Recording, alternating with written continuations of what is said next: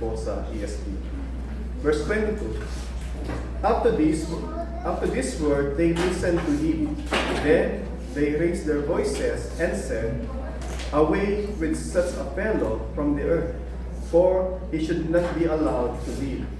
And as they were shouting and throwing off their cloaks and flinging dust into the air, the tribune ordered him to be brought into the barracks, saying that he should be examined by flogging to find out why they were shouting against him like this.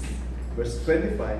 But when they had stretched him out for the whips, Paul said to the centurion who was standing by, "Is it lawful for you to flog a man who is a Roman citizen and uncondemned?" When the centurion heard this, he went to the tribune and said to him, "What are you about to do? For this man is a Roman citizen." So the tribune came and said to him, "Tell me, are you a Roman citizen?" He said, "Yes." The tribune answered, "I bought this citizenship for a large sum." Paul said, "But I am a citizen by birth."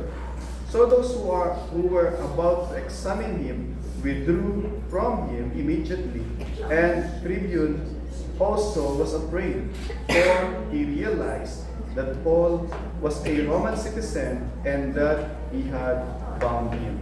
Ito po ang buhay na salita ng ating buhay. Let us come to the Lord in prayer.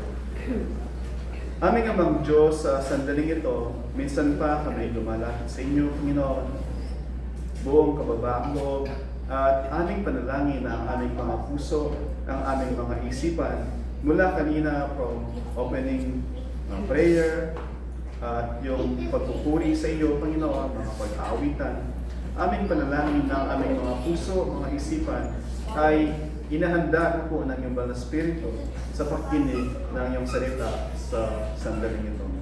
At aming panalangin na ang nais mo na ma-accomplish sa magitan ng pagpapahayag ng iyong salita, kaligtasan dun sa mga tinawag mo na sa inyo ay manampalataya, at patuloy na paglago sa kabanalan doon sa mga pinuligtas mo na, Panginoon.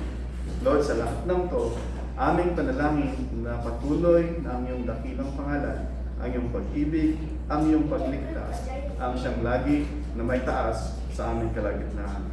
Kung ang panalangin sa tulong ng Espiritu, sa tanging pangalan ng ating Panginoon Jesus. Amen. Amen. You may please be seated po.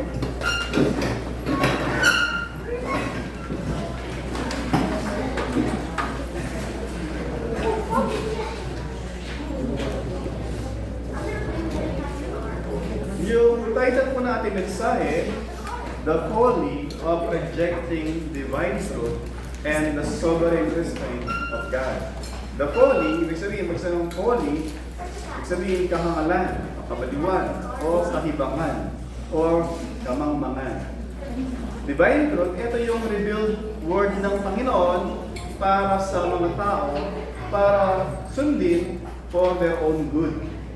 And sovereign restraint, pag sabi ng restraint, it is God who siya yung nagpo-control sa atin o sa mga bagay-bagay para mangyari yung kanyang nais at hindi yung tao umabot doon sa capacity niya na gumawa ng pinaka unimaginable na pwede nating magawa. So it's God who is restraining us para yung tao sa kanyang wickedness still ay hindi niya magawa kung ano yung fullest capable na pwede natin magawa. So tingnan po natin sa pasaheng ito, sa Acts chapter 22, verse 22 hanggang verse 29, nakita natin na yung crowd, yung madla, they reject Paul's testimony at sila ay sumisigaw ng kanyang kamatayan. Hindi lamang nila sinabi, "Away with this man." But itong tao na to ay hindi fit to live. Hindi dapat mabuhay yung tao na ito. It's almost the same. Makita natin yung nangyari sa Panginoon. Diba? Ano yung sabi ni Pilate? Wala akong makita ang kasalanan nito. And yet yung mga tao, ano sinisigaw nila? Crucify, crucify. Ibig sabihin, hindi dapat mabuhay yung tao na yan. And yet nagtatanong si Pilate, ano ba yung kasalanan niya? Diba? He's claiming to be God. Hindi naman yun krimen. Bagkus sinasabi lang niya kung sino talaga siya, di ba? Pag sinabi niya ako ay mamatay tao, nagsisinungaling siya, di ba? Pag sinabi niya ako ay tao lang, hindi ako Diyos, nagsisinungaling din siya. Pero sinasabi niya, siya ay Diyos, at the same time, siya ay tao. Sinasabi niya yung katotohanan. And yet, yung mga tao, darkened by their unbelief, darkened by their pride, darkened by their own evil conscience, they chose.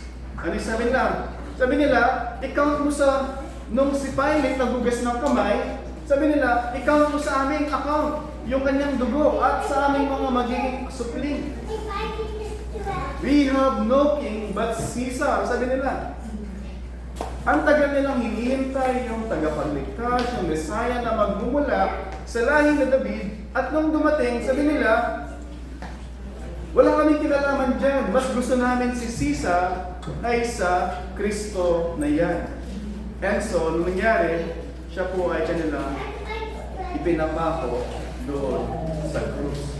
They are all guilty doon sa kanilang ginawa na pagpako sa Panginoon Jesus doon sa krus. And yet, makita natin, sa kabila ng lahat ng yon, nung ang Panginoon nakapako sa krus, hindi niya sinabing, I am finished. Right? Hindi niya sinabing, I'm dead. Bago sabi niya, it is finished. It is, hindi niya sinabing, I am. Because yung purpose ng kanyang pagparito na mabuhay, na banal, matuwid, mamatay para sa ating kasalanan, sinasabi niya, it is now complete.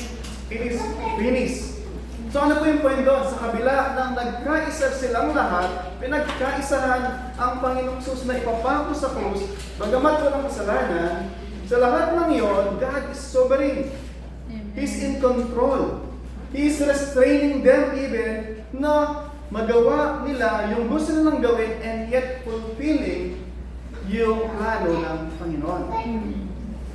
Samahan natin, yung effort ng tao cannot work. Hindi niya kayang bakliin, baluktutin, o hadlangan yung plano ng Diyos. And yet sa lahat ng yon, people just like us ay accountable tayo morally sa ating mga ginagawa. Noong si Joseph, binenta siya ng kanyang mga kapatid kay Potiphar o doon sa mga traders, at nung nagkita-kita sila uli, after so many years na si Joseph ay Prime Minister na ng Egypt, takot na takot sila, and then sabi ni Joseph sa kanyang mga kapatid, as for you, you meant it evil. But God meant it for good. And the same single act, merong dalawang intention. Isang act, yung intention ng kanyang mga kapatid, gawan siya ng masama, to destroy him. But God's plan is to save, hindi lamang siya, isave yung kanyang mga kapatid, at isave yung marami pang tao, because yung mga Israelita, they will be preserved. Dahil from the Jewish nation, magmumula yung ipinangakong tagapagligtas. Amen, Jesus. May planong masama yung tao, pero ang Diyos, doon sa planong masama na yon, i-accomplish niya yung plano niya para sa kabutihan ng mga nagmamahal sa Kanya. Amen. Samahan natin yung Roman commander prepares na si Pablo ay latiguhin, and yet to expose him dun sa injustice, and yet makita natin sa lahat ng yon yung kapangyarihan ng Diyos that is in control sa lahat ng mga pangyayari na ating matutunghayan. Sumata po natin the folly of rejecting divine truth and the sovereign restraint of God. When sinners reject the truth of God, they reveal yung corruption po sa kanilang puso.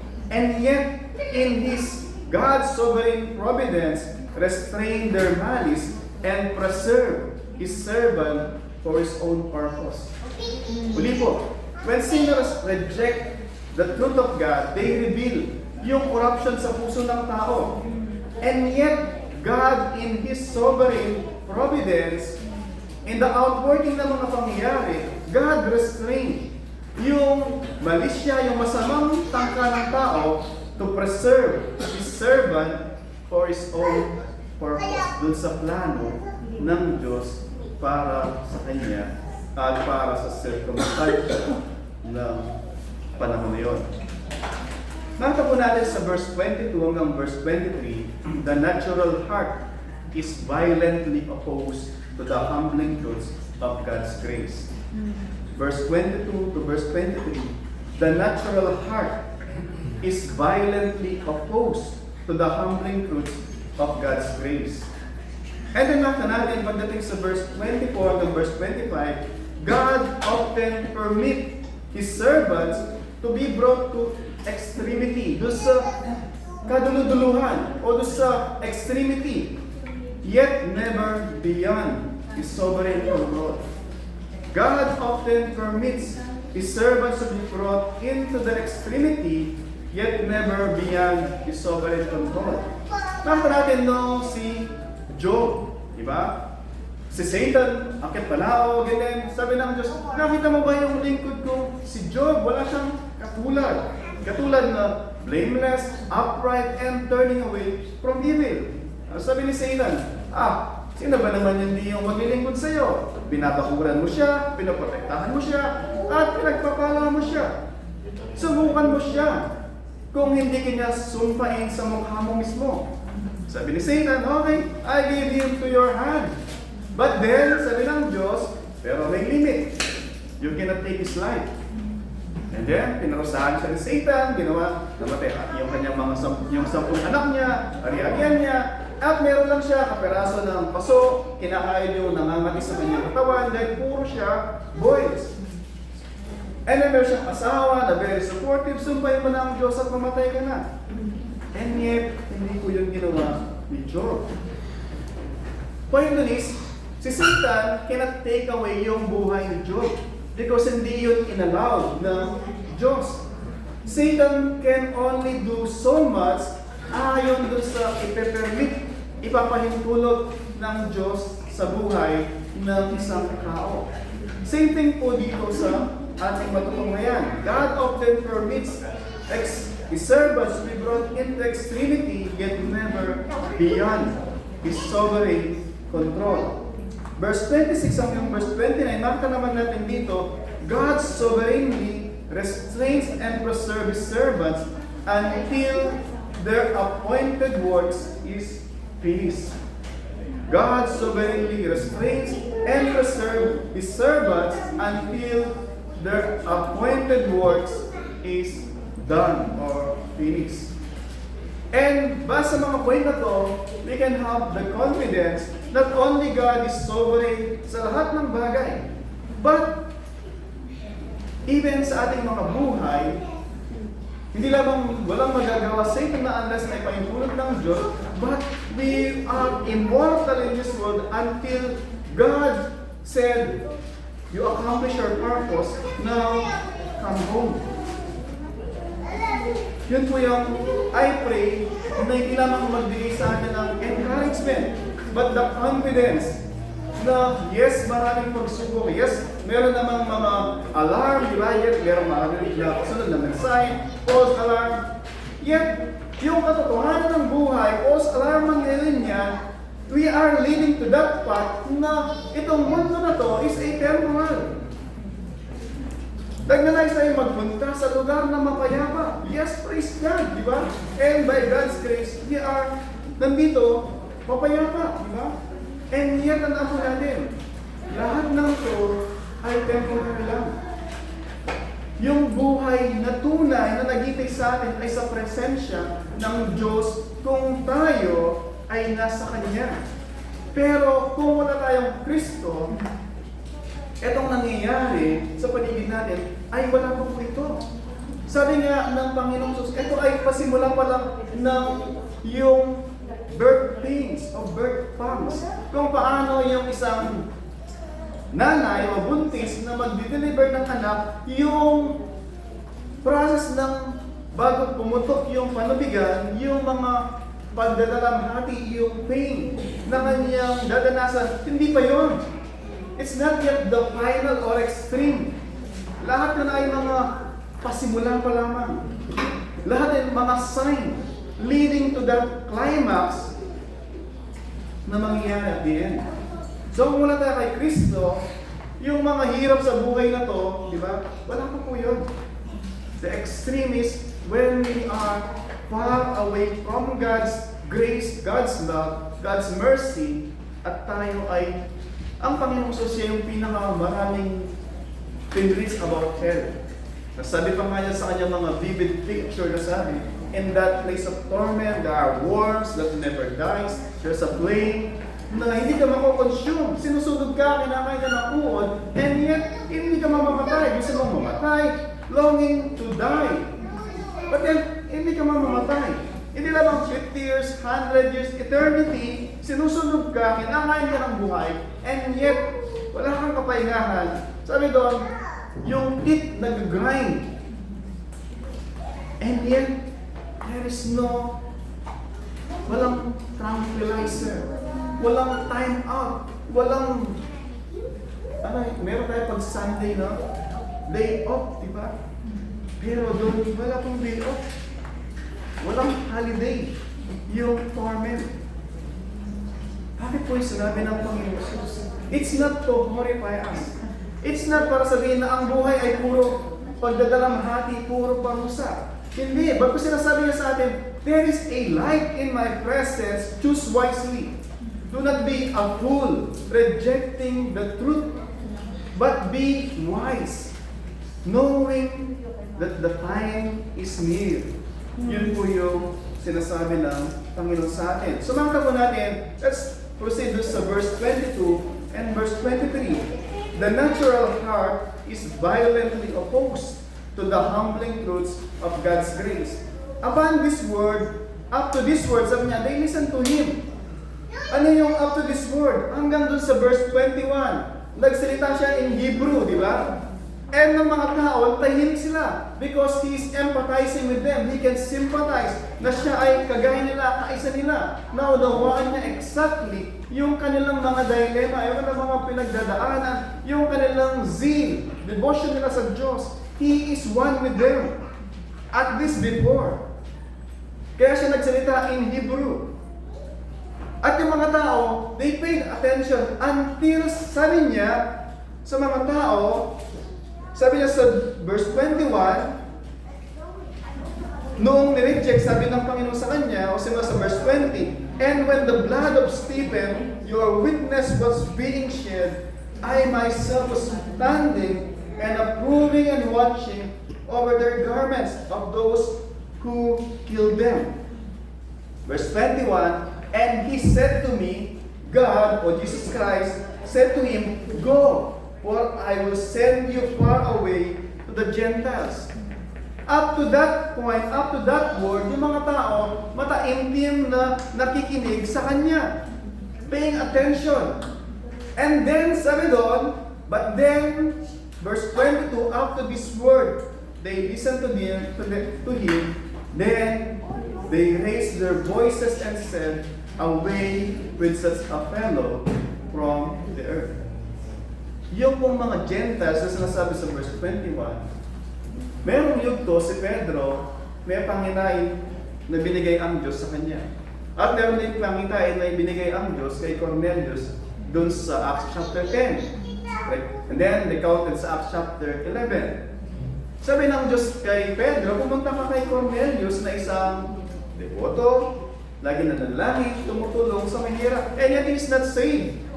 Hindi saved yung may karakter na devoto, laging nananalangin, tumutulong sa mahirap, and then hindi siya saved. Sabi ng Diyos sa kanya, pumunta ka doon, ipahayag mo yung mabuting balita para siya manampalataya. Si Pedro, nagdadalawang isip siya na siya ay isang Hudyo, bawal sa kanilang pumasok at sa kanilang paniniwala. Bawal pumasok sa isang tahanan ng isang hindi Hudyo. Para sa kanila, yun ay haram. Para sa kanila, iyon ay detestable. Kasuklam-suklam. And yet, sabi ng Diyos sa kanya, meron siyang vision na nakita, siya ay nagugutom habang nandun siya dun sa rooftop. Merong mga four-footed animals, iba-ibang mga animals na itinuturing nilang marumi, bawal kainin. Sabi ng tinig sa kanya, Peter, kill and eat. Sabi ni Pedro, Lord, God forbid. Haram. Uli. Never sa buhay ko na kumain ng mga marumi. And yet sabi ng Diyos, huwag mo tawaging marumi yung nilinis na Diyos. Para sa mga Hudyo, yung mga kagaya natin na hindi Hudyo, tayo ay mababa pa dun sa dog. Yung dog, para sa tingin natin yung baboy, yung pinakamarumi, di ba? Pero para sa kanila, yung dog, yung marumi. Scavenger. So para sa kanila, tayo ay mga Gentile dog. Wala tayong bahagi doon sa pangako ng Diyos. Wala tayong bahagi doon sa langit na inanda ng Diyos. So para sa kanila, bago i-share yung mabuting balita sa isang babae na kagaya nila ng mga Hudyo, better na i-throw mo yung Bible sa apoy. Kalahin na nila yon.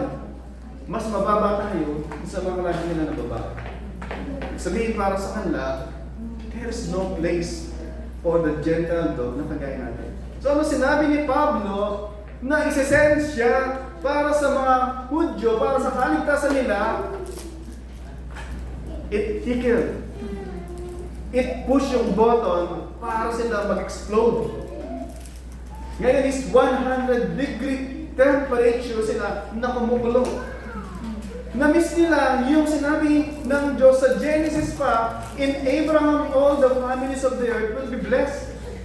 Yung pangako ng Diyos na blessing ay hindi i-contain sa kanila. Bagkus maging vessel sila ng pagpapala so that the remotest part of the earth, people from around the earth, the world, every tongue and tribe, all the nation will be blessed through them because through them the promised Messiah will come. Si Jesus Christ siya ay isang Hudyo, pero hindi lamang para sa kanila. It's just a privileged honor na magmumula sa kanila. Pwedeng kumuha ang Diyos mula doon sa ibang lahi. Pwede nga niyang gamitin yung donkey para magsalita, mag-preach. Diba? And yet, they were so privileged. Pero, akala nila, it's for them, para sa nila, yung blessing, yung favor ng Diyos. Kaya po nung si Pablo, sinabi na ng Gentiles, sabi nila, then they raised their voices and said, away with such fellow from the earth, for he should not be allowed to live. Hindi siya kinakailangan mabuhay. And then, as they were shouting and throwing their clothes, they flinged dust into the air. Ano yung ginagawa nila? Tinanggal nila yung mga robes. Bakit? Nalala niyo yung kay Stephen? Si Stephen, tinanggal nila yung mga robes. Sino nagbantay ng mga cloaks nila? Si Saul. Si Saul na ngayon na nagsasalita. Bakit nila tinanggal? Because for them, yung mga sinabi, yung mga words ni Stephen are rubbish. Yung mga kasuotan ay may stain na. Nagtatraw sila ng dust para yung salita ni Stephen, instead na pumunta sa kanilang mga balat, ma-block ng dust sa air. Ganon sila kakamuhi. Ganon sila yung pandidiri nila na even banggitin yung mga salitang Gentile, kaligtasan sa mga Gentil. Actually, dito na po natin, marami sa kanila, they will not even mention yung word na yung mga kung paano, never nang babanggitin yung pangalan ng Diyos in vain, they will not also use not only use yung pangalang Kristo, but lagi, pag gina-address ng mga Hudyo ang Panginoong Sus, ano sasabi nila? Diba? Yung drunkard, yung glutton, diba? Makita po natin dito, mga kapatid, fallen man desires privilege for himself, but resists God's sovereign freedom in dispensing mercy. Gusto nila sa kanila. Gusto nila yung mga blessing, yung mga pangako ng Diyos ay para sa kanila. Kaya makita din natin dito, ma-observe natin, na yung doktrina ng habag ng biyaya ng Diyos exposes yung pride and self-righteousness. Pinapangalanda nila na anak sila ng Abraham. Samantalang sabi ng Panginoon Jesus, God can create children and offspring of Abraham sa mga stone. Diba? But they are so privileged. Diba? They are so self-righteous and boasting doon sa kanilang nationality na sila ay gahaling sa lipi ni Abraham. Sabi ng Panginoon sa kanila, di ba? You are of your father, the devil, because you are doing yung ginagawa ng inyong ama from the beginning. He is a murderer and you are to murder yung mga servant ng Panginoon. Ilang propeta na ba yung mga minarder? Sabi niya, di ba? Sinong propeta ba? Hindi na minarder. Yung parable na binigay ng Panginoon, di ba? Merong isang may-ari ng vineyard. And then, sabi niya, after sinet up niya yung vineyard niya, pumunta sa ibang lugar. At yung kanyang mga tenant ay nung papakolekta na yung dapat na renta nila, sabi nila, binugbog, ginulpe yung mga utusan. And then sabi ng yung owner ng vineyard, papadala ko anak ko, kasi yung anak ko, respeto nila, iganap nila. Nung nakita nila, malayo pa, ito yung tagapagmana, patayin natin. Pinatay siya, at sabi ng Panginoon, ano kayong gagawin na may-ari ng vineyard pagdating sa mga wicked na mamatay? Diba? Nung sinabi ng Panginoon Jesus, directly sa kanilang harapan, parable siya, pero sila yung pinapatungkulan. Yun po sila. Self-righteous, parading yung kanilang self-religion, yung self-righteousness nila ay sa kanilang standard, ay sa kanilang sariling pamantayan.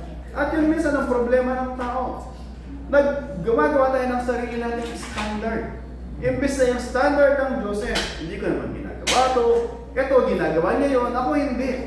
According to you, according to us, that we are righteous before God. Na tayo, yung kapitbahay natin, yung mga kasama natin, dito sila. Kung i-weigh ng Diyos, they are far beyond. Pero tayo, titimbangin tayo ng Diyos, pasok tayo. Doon sa criteria, doon sa qualification ng Diyos. But that is according to us. Sabi ng Bible, walang umabot sa pamantayan ng Diyos. At pag sinabing wala, ibig sabihin, as in wala. Wala po ni isa. Wala ni isa sa kanila. Wala din ni isa sa atin. And yet, oftentimes, yun ang challenge natin, di ba? Oftentimes, we are so quick to judge other people. Ibang lahi yan, di ba? Lahi na nakabalikat sa kanya, di ba? Eh, minsan, okay tayo, hindi ibang lahi. Kalahi natin. Does that excuse us? Di ba? Hindi rin, di ba? Ibang lahi, parehong lahi, kung hindi mo asawa, that is haram. Right? Hindi pa rin yung tama. Ang point ko po mga kapatid, sometimes, biktima tayo ng sarili nating mga kahibangan. Biktima tayo ng sarili nating mga kamangmangan. We set our own standard, thinking na yung standard natin equal siya sa standard ng Diyos. God's standard is perfection. We cannot obtain it, and so He Himself obtained it for us. So that when we are united in Christ, we have what He acquired, righteousness. At yung na-acquired na sa buhay natin, sinfulness, pinako niya sa krus. And that is the great exchange. Our sin for His righteousness. His righteousness for our sin. Meron tayong righteousness ni Kristo pag tayo ay nakipag-isa kay Kristo. Amen. Yung tanong mo mga kapatid, nakipag-isa na po ba kayo kay Kristo? O still up to now, you are having yung sarili ninyong standard ng righteousness. Thinking na at the end, you are good enough to enter yung presence ng Panginoon. Opposition to divine truth often increases in proportion to the clarity with which it is proclaimed. Habang nagiging maliwanag yung pag-ibig, yung biyaya, yung grasya ng Diyos, all the more na dapat actually, nakita natin yung kababaan natin, ang unworthiness, but contrary sa mga Israelita, lalo silang napupuot dahil natatamaan. Alam niyo yung lagi yung sinasabi na parang pulani. Pag nasasagi sila, masagi mong konti, out, sakit, di ba? And yet, instead na sabihin nila, I think may infections. I think may problema sa katawan ko. And yet, sa kabila ng aray nila, they resist. Mga kapatid, pagka po nag-preach si Pastor Dong na outs kayo, huwag kayong mamumuhi kay Pastor Dong. Huwag kayong mamumuhi doon sa sinasabi ng salita ng Panginoon. Kung sabihin natin, I must examine, I think I must examine yung sarili ko dahil kanina merong sumagi sa akin at naaray ako. I think I need to go to the doctor para magpa-check up. And then ask the doctor, yung doctor ng soul. Doctor, Lord, please tell me what's wrong with me. And sabi niya, if you seek me diligently with all your heart, you will find me. Amen. Dito recently, nag-enjoy ako kausap yung bird. Ay, imagine na sumasagot siya sa akin, do yung lagi lang niya sa I imagine na I'm having conversation sa kanya and I love it. But much more, pagkausap mo ang Diyos. Ha? Hindi lamang siya, hindi lamang mo sasabihin niya sa'yo, because He will direct your path. He will make you sa mga bagay na di ka dapat komportable, na iritado ka dapat, tunay nga na mairita ka. Bakit? Kasi sinasabi niya, bawal dyan, mali dyan. Ito yung tama. He will make your vision, yung mata mo, na mas maliwanag. I pray po, cultivate a habit na lagi nakikipag-usap tayo sa Panginoon. At pagka ganun po, yung heart na naturally violent doon sa katotohanan ng Diyos, we will be aligned doon sa nais ng Panginoon. And then, hindi na ngayon, dinadrag yung paa natin. Di ba dati, di ba? Hindi ko lang maalala pa ninyo yung time sa buhay nyo na pag i-message na kayo ni Abby, ito na naman itong kulit-kulit na to, di ba? Then, papaalala na kayo, ito na naman, nag-message na naman kasi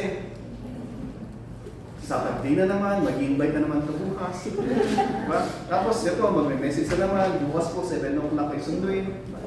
Dati, nadadrag kayo, napapatangay lang kayo kasi nahiya na kayong humindi. Diba?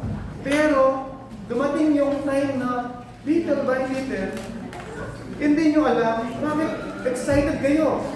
Dati, gigising kayo, susundin kayo, ni Pastor Dong ng 9 o'clock, sabi niya, tumatawad pa kayo, Pastor, pwede bang second batch? Diba? Pastor, meron bang susundo na 11 o'clock? Diba? Eh, may ganun ba, diba? But now, diba? Ano ginagawa ngayon? Pastor, magdadala po ako bukas ng ganito. Gabi pa lang ng Sabado, gumagawa ka na ng something dahil excited ang dalhin, ipatikim sa church. Diba? Kaya lang, marami ang ginakakaabot. Diba? Either nakulang o yung iba, 10 yung kinuha. Diba?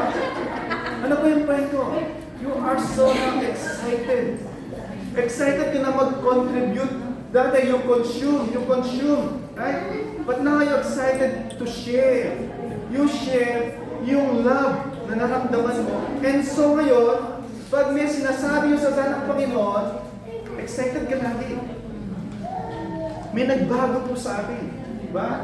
Why? Because yung salita ng Panginoon, it keeps us, it molds us, it shapes us ayon sa plano ng Panginoon sa atin.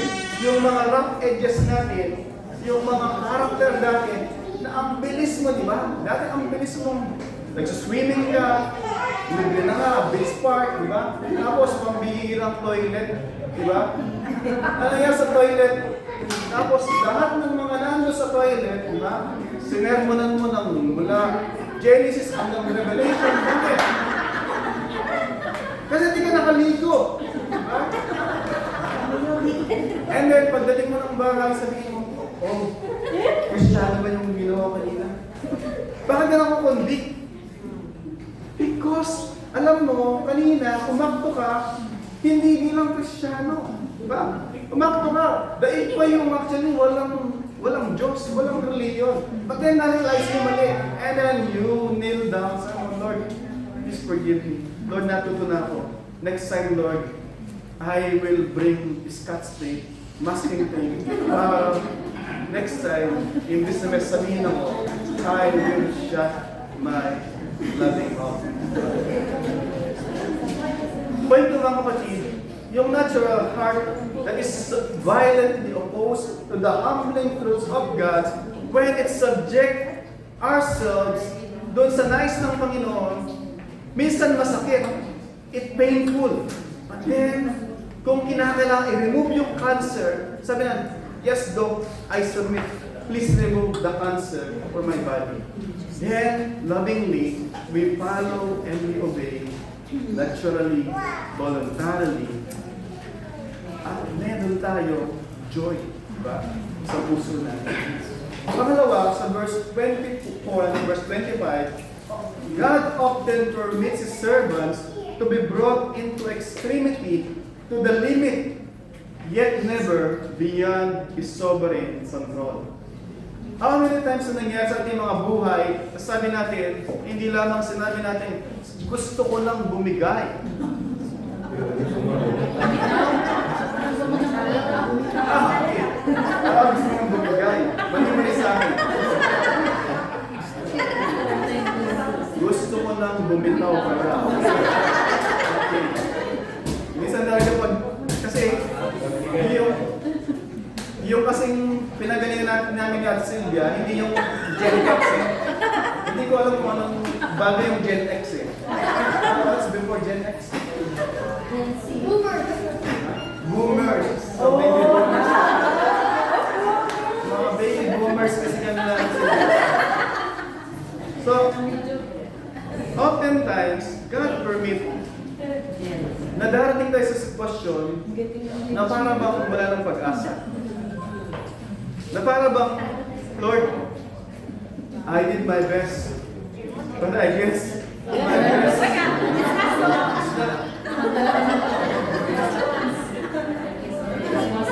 And yet, doon sa yugto ng buhay natin ngayon, God is telling us, hindi mo talaga kaya. You are not able. But I am able. Sabi ng Panginoon, I am capable. Yung hindi mo kaya, kaya ko. Amen. Why run? Why take suicide? Why end your life? So sabi ng Panginoon, I am here. What is impossible with man, God, all things are possible. Dinadrive tayo minsan ng Diyos doon sa extreme, doon sa end. Para sabihin natin, Lord, with me, alam ko, imposible ito, Lord. Lord, alam ko, naging posible ito because Ikaw ang punot-dulo ng lahat ng to, Lord. Lord, Ikaw yung dahilan bakit natawid ko ito. Marami pong mga bagay na pinatawid sa atin ng Panginoon na never natin na-imagine na matatawid natin. And yet we ascribe all the glory and honor. It's not because of our wisdom, of our strength, but because of the divine wisdom na in-impart ng Panginoon because He gave us His Holy Spirit. Kaya when you look back, naalala ko nung nasa Qatar kami nung kuya ko, mga seryosong tao yung mga kapatid ko. Dati, bago naging Christian, ay very boring yung buhay ko. Very serious ako. Hindi mo makikita ang ngiti, hindi mo makikita ang magbibiro. Dahil lumaki sa hirap. At napuputak sa mundo. Para akong si Taguro. Gusto kong tapusin yung buhay ng mga tao. Bakit? Ang dami kong hinanakit sa buhay. Ang dami kong hinanakit sa yung lahat ng paghihirap ko, mula ng bata ako, lahat yun sinisisi ko sa Diyos. Lahat sinisisi ko sa tao. Bakit? Mga tao na ginawa ng Diyos. Namumuhay ako sa sarili ko rin. And yet, may ginawa ang Diyos. Dinala ko sa kata, doon ako kinatagpo, and then, by God's grace, naging Christian ako. Then, kasama ko yung kuya ko sa kata, na seryoso. And then, nagkukwentuhan kami, seryoso yun. As in, seryoso siya. Sabi ko, pinagkukwentuhan namin, kabataan namin, kung paano, lahat ng mga, pag ma-imagine mo, maiyak ka, nakita ko umiyak siya. Sarili ko, ayaw ko tanongin, ba't umiyak? Baka ma-open. Bakit umiyak ito ako? Nagkukwentuhan lang kami, tapos meron kami ininom, hindi beer, hindi alak, uminom kami, barbican.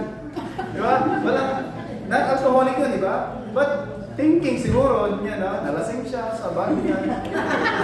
Umiyak siya, sabi niya, never kong na-imagine na magkikita tayo sa ibang bansa. Na tayo ay nasa ibang bansa. Magkasama tayo. And then sabi niya, tapos artista ka pa. So, kapag tapos ka ng pag-aaral, sabi niya, andito tayo. Ano ba yung pinukwento doon? Ang sinasabi niya is unthinkable, sabi niya. Na nakarating tayo dito, hindi ka magsabay punta.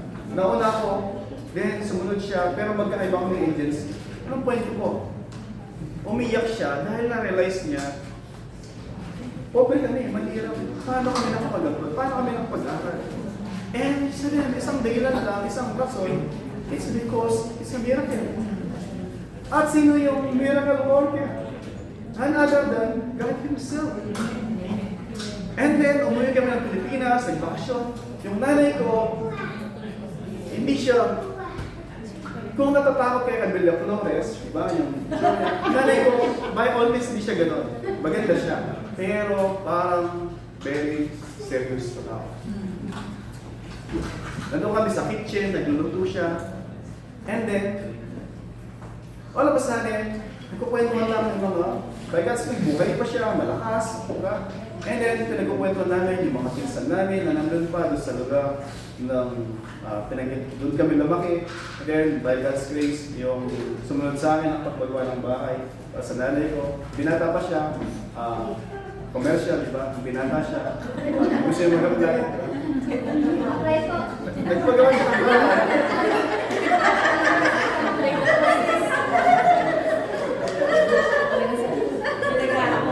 Matangkad yun. Matangkad siya sa akin, may buhok. Matangkad yung buhok. At so pinag-usapan namin, sabi ng nanay ko, yung nanay ko sabi mo, kung yung kuya ko seryoso, umiyak, yung nanay ko, minsan ko lang buong buhay ko, maliban doon, noong bata kami, grade 4, grade 5 ako, nakita ko siyang umiyak. Yun lang ang time na nakita ko umiyak. Nakatalikod. Kasi yung bahay namin, alam mo, walang mga kwarto. Sama-sama kayong natutulog, meron pa ganon, may pa ganyan. Buhol-buhol kayo matutulog, di ba? Kasi walang kwarto. Isang tanghali, nakasa ko nakatalikod, basta walang pinto din yung mga kwarto. Walang kwarto, walang pintuan. Pag-akit ko, nahuli ko siya na nakatalikod, pero umiyak, kaya sinabi siya, hindi ko makalimutan, kaya nag-add yun sa galit ko sa Diyos. Sabi niya, enrollment na naman ng mga bata, June yun. Bakit mo ko iniwan? Enrollment na naman ng mga bata, bakit mo ko iniwan? Yung tatay ko, namatay siya bago mag-40. At yung nanay ko, meron siyang 7 na pogi at mga magandang mga anak. At sabi niya, saan ako maghahanap ng pag-enroll ng iman? Naglalaba lang siya. Hindi siya tapos, naglalaba. Yung tatay ko, nagtitinda ng ugo, makapuno sa bus. Bakit sa mga bus, di ba? Ugo, makapuno. And then namatay siya. So, yun yung time na nakita ko siya, first time ko nakita ko umiyak. At dahil sa nakita kong patago, at di niya in-admit, so nung nakita niya, nung dumating ako, narinig yung yapak ko, tumalikod siya, para tahimik. Pero nakita ko yung, meron ko sinisinok. Sabi ma, kaya, nung fast forward, sabi nga, nandun na sa television na, kumakain kami, nag-vaction kami, and then pinag-usapan na lang yung nakaraan. Sabi ko, iba na yung nanay ko na, sa tingin mo ba ito? It's not dahil sa nasasaktan siya. But she's celebrating, so grateful na. How did we come to this point? Diba? Alam niyo, hindi ko makalimutan, high school ako, pupunta siya sa mga mayor, mahihayin yun. Pupunta sa bahay ng vice mayor, dala-dala niya yung report card ko. Sir, mayor, vice mayor, baka pa niyo pong pag-aralan tong anak ko. Ganun ginagawa niya. Nakakapalan niya yung mukha niya. At sabi ng mayor, vice mayor, ang ganda ng grade. Pero 50% ng absent po siya absent. Hindi pumapasok, pero may grade, maayos. Kasi po nagtatrabaho siya. Hindi sabi ni mayor, o sige, pupuntahan mo dito. Nag-aaral ako ng vice mayor, ng mayor, kung sino-sino pinupuntahan niya. Pero dati wala pang mali-maleta. And yet, ano pa yung point ko? Ginawa niya lahat na alam niya makakatulong sa kanya para may tagumpay. Pero point ko is, yes, may ginawa siya. Pero lahat ng yun, because God who softened yung heart ng mga tao na yun, tulungan siya. And siya din yung nag-soften ng isang tao na pala, absent ka na magtrabaho, na mag-aral ka naman para sa, hindi lang para sa nanay mo, para sa kinabukasan mo. Kasi balang araw, mamimit mo yung Jocelyn, diba? Kawawa naman sila kung hindi ka nag-aaral. Ano pa yung point ko lang mga kapatid? Umiiyak yung nanay ko because of gratitude. Amen. Mga kapatid, ano po yung point ko lang? God allows na umabot tayo sa sukdulan para ma-realize natin this all became possible kung saan tayo nito because of God. Amen. Kung nandun tayo sa buhay natin ng salukuyan, nasa tingin natin, dulo na ng PC natin. Ubus na yung pasensya nyo, ubus na yung pera nyo, ilang pasensya, ilang pera, paano ubus. Nasabi ng Panginoon, trust me, I know what I'm doing. I am not yet done sa iyo. At kung tayo ay sa Panginoon, may pangako ang Panginoon, sabi niya sa Romans 8:8, God causes all things to work together for good for those who love Him. Amen. Hindi pa siya tapos po sa akin. And pinapakita ko sa akin, mga kapatid, hindi niya inabandon si Pablo. Nakita natin, the tribune ordered him to be brought to the barracks to find out, as saying na kailangan siyang i-flood. Yung, tanda nyo, during that time, kala niyo ginawa sa Panginoong Jesus, kung nanood kayo yung Passion of Christ. Yung flogging, leather belt ito na meron sa dulo ng mga metal, spike. Pag pinahalo sa katawan mo, pag angat niya, kasama yung laman niya. Expose yung laman mo, and sometimes, even umaabot sa mga skeleton sa buto. Si Pablo, about na gawin na sa kanya. Wala siyang kasalanan. Makita niyo, di ba? And yet, bakit wala gagawin niyo? Gusto may satisfy yung nagwawala ng mga crowd. And yet, but when they had stretched him out for a whip, Paul said to the centurion, ready na siya. Hindi siya nagsabi na, I get Christ na. Hindi niya sinabi na, hindi, I will deny Christ na, huwag niyo na akong pahirapan. Hindi niya sinabi yun. He is so willing, just like his master, the Lord Jesus Christ. And yet, when Paul said to the centurion, is it lawful to flog a man, a Roman citizen, and condemn? Naman niyo, sabi nga, yung pagiging Roman citizen ni Pablo, pinanganak siya doon sa Tarsus, hindi yun nagkataon. Parte po yun ng plano ng Diyos sa kanya. For this moment na kinakailangan magamit yung pagiging Roman citizen. God often permits His servant to be brought into the extremity, yet never beyond His sovereign control. Tanda po natin, God purposes advance even through the unjust actions of men. Yung plano ng Panginoon ay mangyayari siya sa kabila ng mga injustice na ginagawa ng tao against us o sa mga lingkod. Tingnan niyo yung mga ginagawa minsan ng sino pa man, ginagawa tayo. Remain faithful. Unfaithful sila, but remain faithful. Be faithful. Pray for them. Sa government natin, ano naman nangyayari? Di ba? Naaawa tayo sa bayan natin. Pero, pray.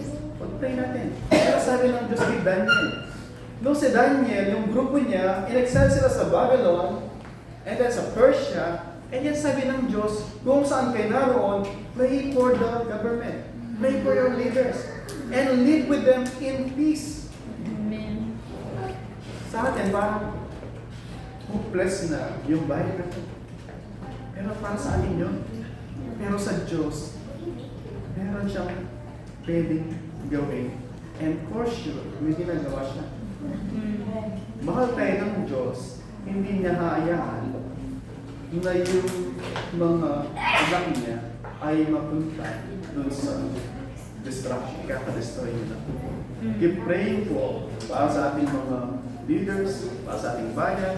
Huwag tayong nagkakahati-hati na sila. Huwag na tayo magkakahati-hati dahil sa kung ano pa mga pinag-usapan. Diba? Minsan, nag-usap tayo, usap ng kain, nabanggit yung isa, and then, diba, nag-init yung ulo ng isa. Bakit? Kasi magkaiba ng puder, diba? Yung isa sa kulay na puti, yung isa sa kulay na black. Kaya na mag-decide kung ano yung black yan, diba?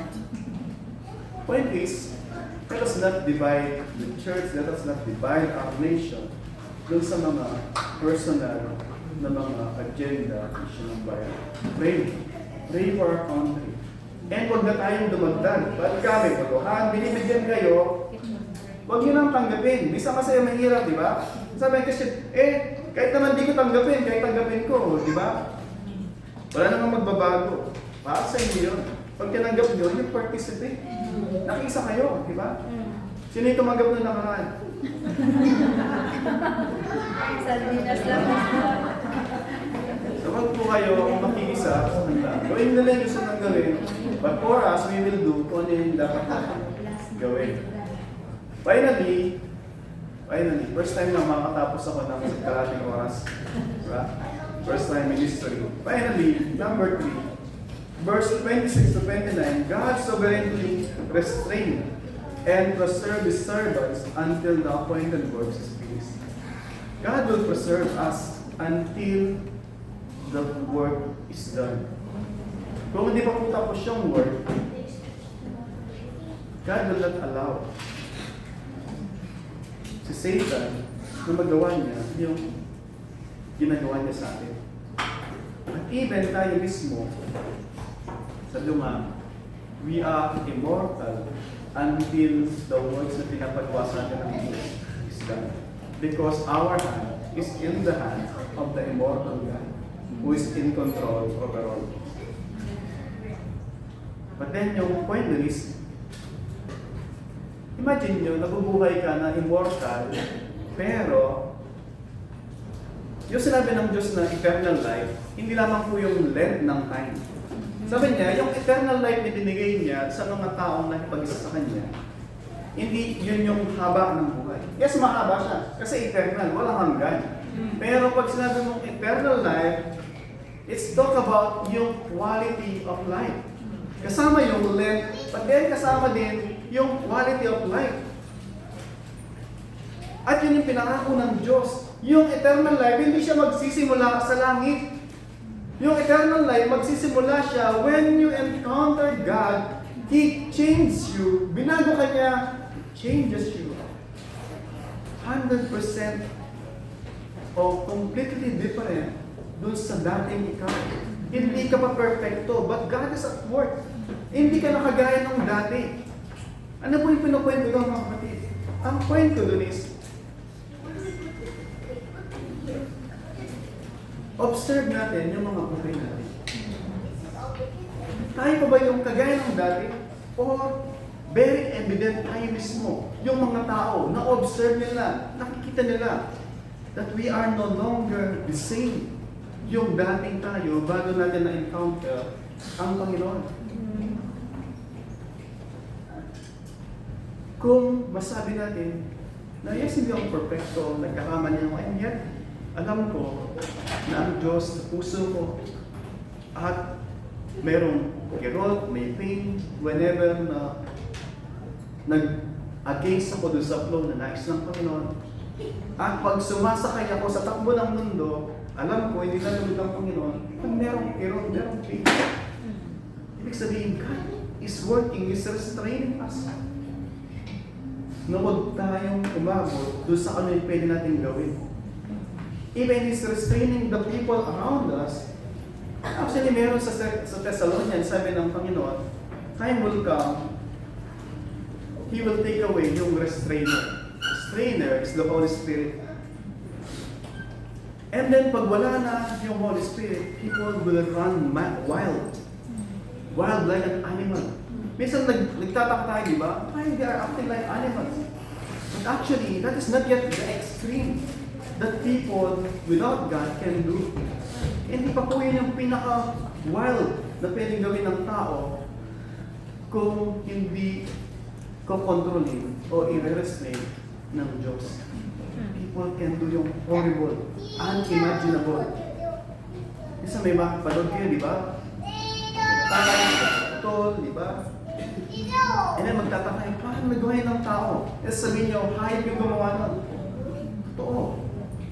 Kahayupan, pero hindi pa yun yung pwedeng gawin ng tao. If not by the sovereign restraint ng Diyos. Ano pa yung point ko, mga kapatid? Even the people around us, God is in control sa kanila.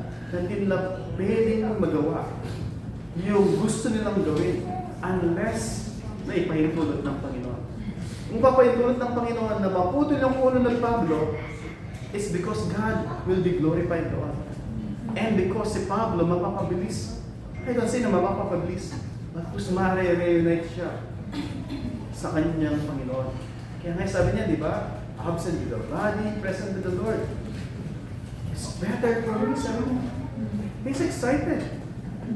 And yet, even na sa ating mga sariling gawa, kung aasa tayo sa sariling wisdom natin, hindi tayo mag-submit sa nais ng Diyos, kahit na Kristiyano na tayo, we still have the potential to self-destruction. Kung sa tingin natin, nung nag-Kristiyano pa tayo, the end, tapos na, yun lang ang buhay, nagkakamali tayo. Nung naging Kristiyano po tayo, that's just the beginning of the journey with Christ. That's not the end.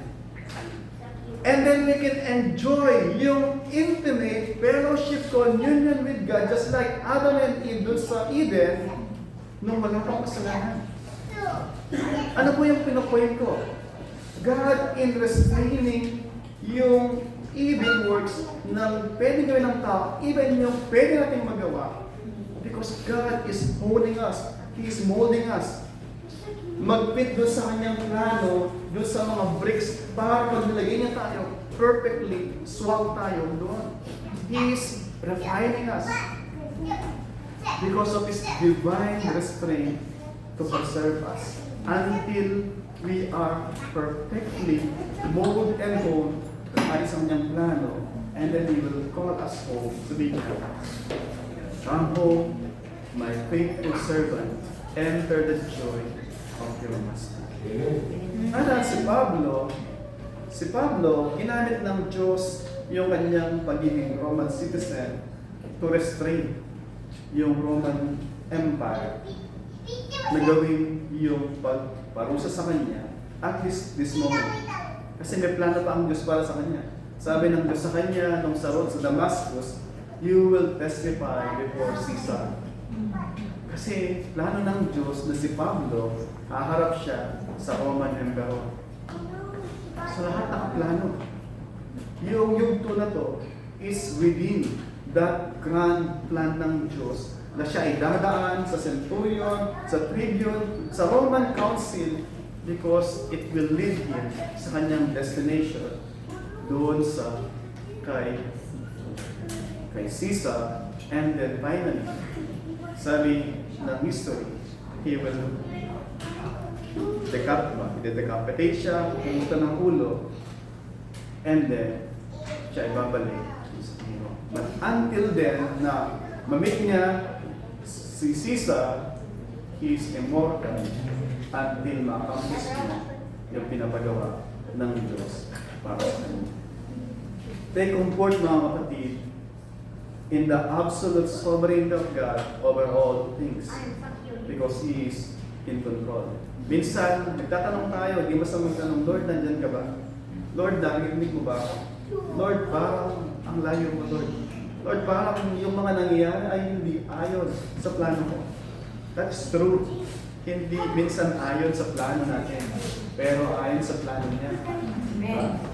At kung yung plano natin ay hindi ayon sa plano niya, if we submit our plan sa plano niya, then yung mga bagay we can easily admit or accept.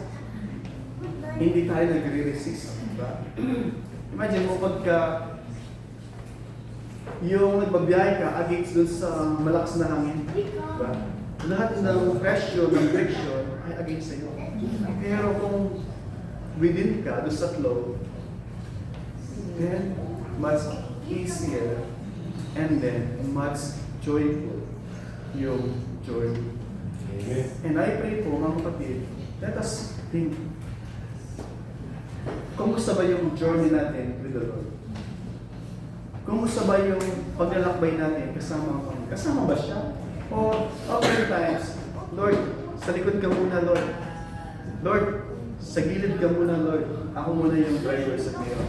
O whether we eat, we drink, we do it all for the glory of God. Amen.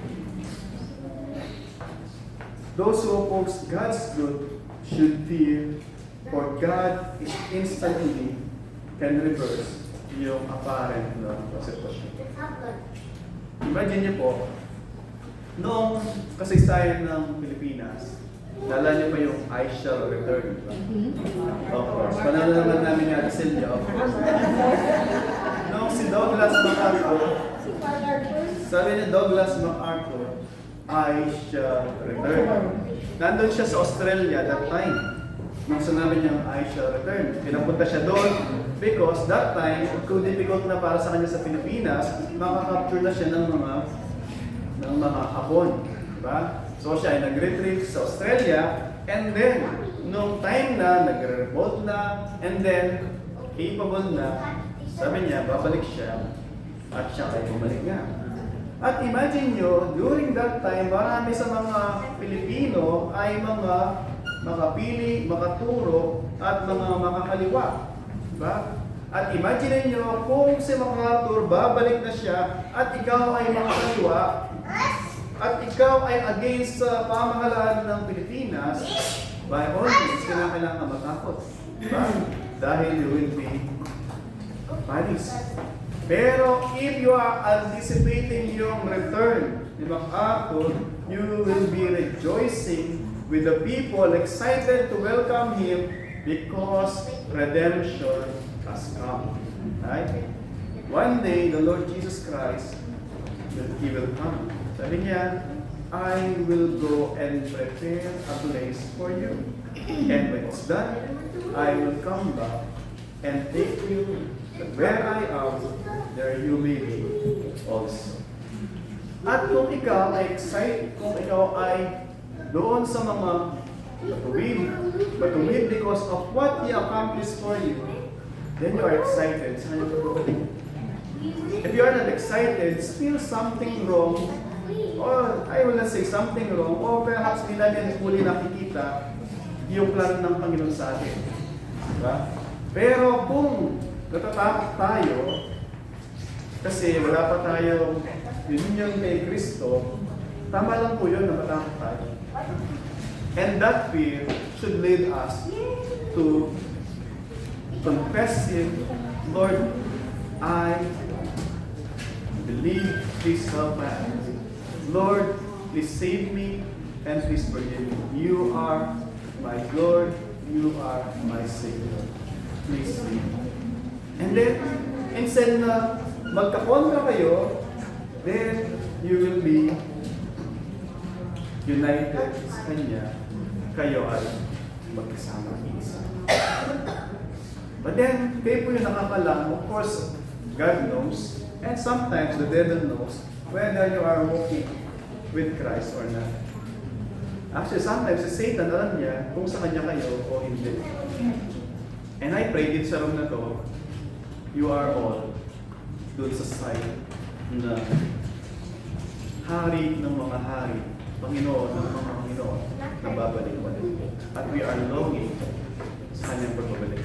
Praise God, nag-rejoice tayo sa maraming blessing na binigay ng Diyos. Family, job, house, ibon, rejoicing sa lahat ng mga blessing na to. Pero gaano man ka-joyful, ka-joyous, since heavenly lahat ng to, they are not comparable dun sa naghihintay, dun sa inanda ng Diyos sa atin. Amen. And I pray we should be longing dun sa kanyang presensya. And not only sa kanyang presensya, dun sa piling niya dun, even sa ating walking, sa araw-araw, we are always walking in conscious commitment na kasama natin ang Diyos. Pag conscious tayo na kasama natin ang Diyos, meron kang gagawin, oops, ayaw ko ng Panginoon. X na lang, ba? Oops, I think kung si Jesus Christ ay katabi ko, mas gusto niyang gagawin ito kaysa to. Ito yung pipiliin ko. Sometimes we are always nandun tayo lagi sa dalawang choices. Minsan parehong good choices actually. But sometimes we chose like a foolish instead na wise. Hindi masama yung mag-part-time, right? It's good. It's a blessing. But then, sometimes God allowed. Nabibigyan ka niya ng part-time, it's not for Him to find out kung ano yung pipiliin mo. Alam niya kung ano yung pipiliin. Alam niya yung puso mo. But for you to find out whether you will sell Him or reject mo yung iaalok na siya din naman pwede magbigay. Pwede niya nga kunin din yan eh. Nagpagod ka pa. Pupunta mo lang dun sa kung saan na parang hangin, parang bula, o parang steam. He will test us. He will give us so many good choices o pagpipilian. Pero, pipiliin ba natin siya o yung mga blessing? The giver of blessings or the blessing? And many times, we make mistake. Many times po, kung honest tayo sa ating mga puso, we can say, Lord, many times, pinili ko yung blessing kesa blesser o yung nagbibigay ng blessing. Why? Because minsan nakala natin, nandun na eh, very clear na. Pero yung Panginoon, hindi mo nga pangakitin. Hindi ka sigurado kung hindi mangyayari bukas. Pero lagi, sabi ko nga, meron akong isang favorite na dati nasa lakay sa WhatsApp na wall, sabi niya, hindi ko alam kung ano yung mangyayari sa bukas. Pero alam ko kung sino yung may hawak ng bukas. English yung sa kanya, pero tinagalog ko.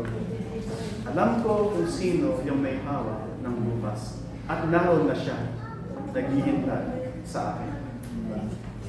And it's comforting. We are living in a world na uncertain. Diba? Walang katiyakan. May trabaho ngayon, di ba? May wala. Kasama pamilya mo ngayon, bukas, hindi na kasi nasa ibang bansa na sila. Australia, Canada, diba? Iiwan ka nila. Pero, alam mo kung sino yung may hawak ng bukas. And I encourage you mga kapatid, as we close, examine our hearts. Sa side ba tayo ng Panginoon o hindi? Kung sa side tayo ng Panginoon, by all means, let us join Him in this mission. Live, speak, and think like Jesus Christ. Every opportunity na i-open niya sa atin to glorify His name in all things, whether in our choices, speaking, in pakikisama sa mga tao, let us always act kung ano yung gagawin ni Jesus Christ kung siya nandun. Tingnan po natin kung ano yung gagawin. And makita natin yung joy na pagiging bahagi ng katawan ni Kristo. Kaisa doon sa plano niya. Kung naman po tayo sa laling ito, we are not sure kung saan tayong side, kung saan tayong corner. Sabi mo nga lagi, Christ Himself promised. I'm not saying na punta kayo kay pastor, punta kayo sa PDCGM. I'm not saying any of those. Ang lagi ko lang sinasabi, talk to the Lord. Lord, mayroon akong narinig. Lord, I heard something. I'm not sure. Lord, please, paliwanagan niyo yung puso ko. Pray that sincerely in your heart. Not for us, not for this church, but for your own good. Sabihin niyo, sabihin sa Panginoon, Lord, please help me. Hindi ko maintindihan lahat, pero by all means, help me to submit my will to your will. Amen. That is yung wise na pwede po natin gawin. Then we will not be acting like foolish na hinahadlangan natin o standing contrary dun sa nais ng Panginoon sa ating mga buhay. Let us all stand.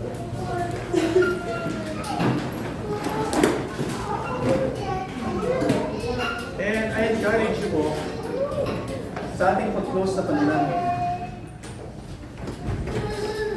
in sincerity of heart, let us examine po yung ating mga puso at mausap po tayo sa Panginoon.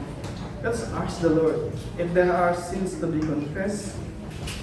Ask the Lord for forgiveness. If there are things to thank the Lord, of course there are for sure. Let us thank Him. And if there are things that needs to be done, and yet we are reluctant to place them gawin, ask the Lord for strength, both to will and to do, according to His good pleasure.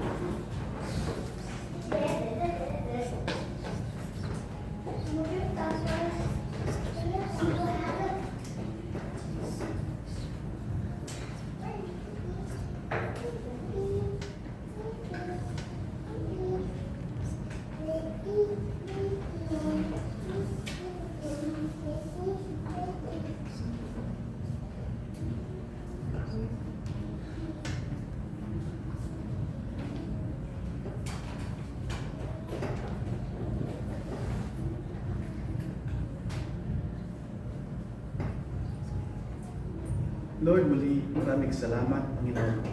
Tunay nga po, nung kami ay mga makasalanan pa, walang kakayahan. And we were running away from you, God. Lord, you sent your Son to live and to die so that we would deserve only condemnation because of what He accomplished, O God. Lord, He took the punishment that we deserve, that we may have life. The death that we deserve, He took it, O God. And the life that He has, Lord, binigay niya sa amin, that we may live. A life that there's joy in your presence. Lord, thank you so much. And we pray that even now, you are softening the hearts of the people you brought here, O God, to hear your word.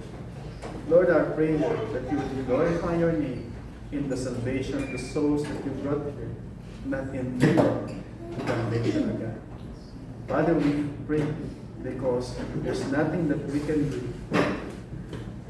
But then, we know, O God, that you are pleased with the prayer of your people. And Father, at this very moment, we pray that none of us here would leave yung pintuan, Panginoon, na hindi nasuntungan yung kapayapaan at yung love that comes from you alone. Father, thank you so much for your love. Thank you so much for the redemption that you brought through Christ Jesus our Lord. Lord, I'm panalangin, help us both to will and to do ayon sa ikakalulhati mo. Nais namin na malwalhati ka sa lahat ng aming gagawin. Mamaya, saan man kami naroon, Panginoon, Lord, yung aming pananalita will always be seasoned with salt. Always manifesting yung wisdom na nagmumula sa inyo not speaking, acting, or thinking like the world. Father, thank you so much. And we pray that you will glorify your name in all this, God. And now to him who loved us and has freed us from our sins by his blood and made us a kingdom, priest to his God and Father. To him belong glory, dominion forever and ever. Amen. Amen. Amen.